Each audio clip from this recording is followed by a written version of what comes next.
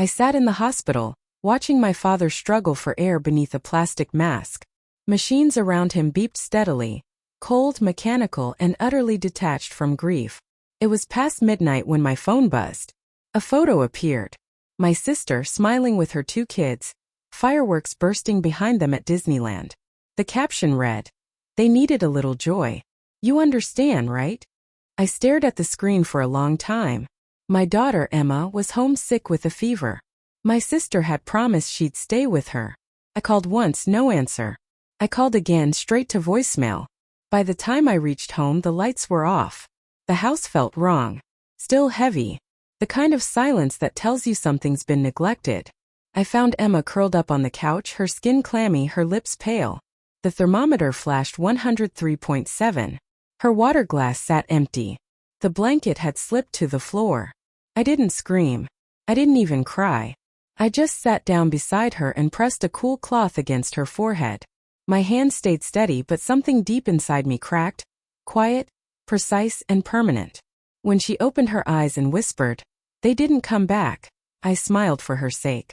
That's when it hit me. Betrayal doesn't always arrive with noise. Sometimes it smells like your sister's perfume. I sent one text. Just one. Then I powered off my phone.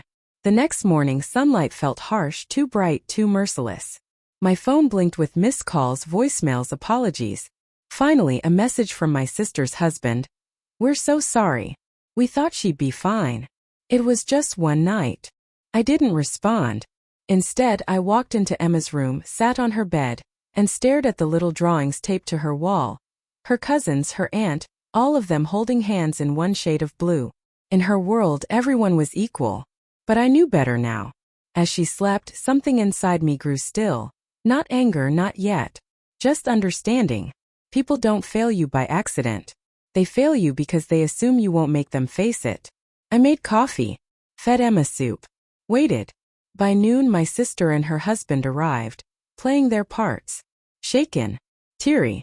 Pretending to care.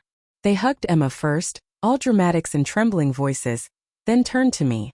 "She's fine," I said simply. The silence that followed was heavier than shouting. They thought I'd forgiven them.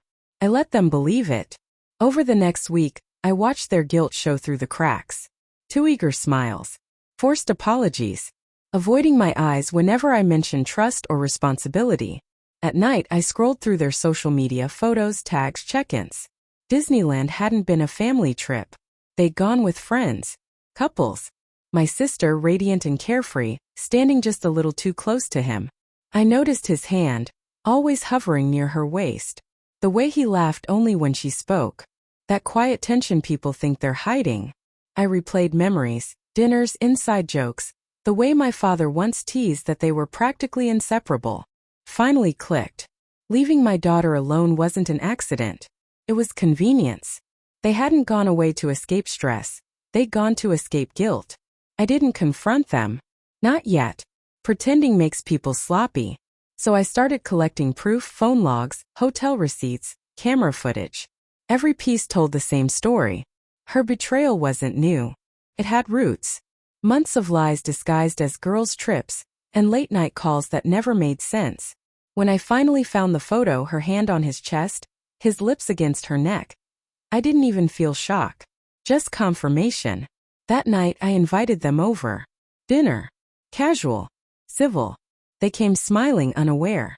Halfway through, I slid an envelope across the table. No speeches. No anger. My sister opened it. Photos. Receipts. A timeline. Her hand shook. His jaw clenched. "You're twisted," she whispered.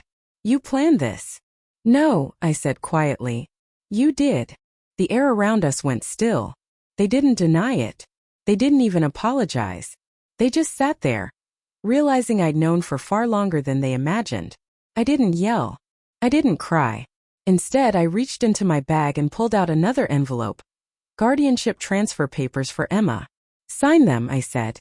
"You'll never see her again." Her voice cracked. "You can't do that." "I already did."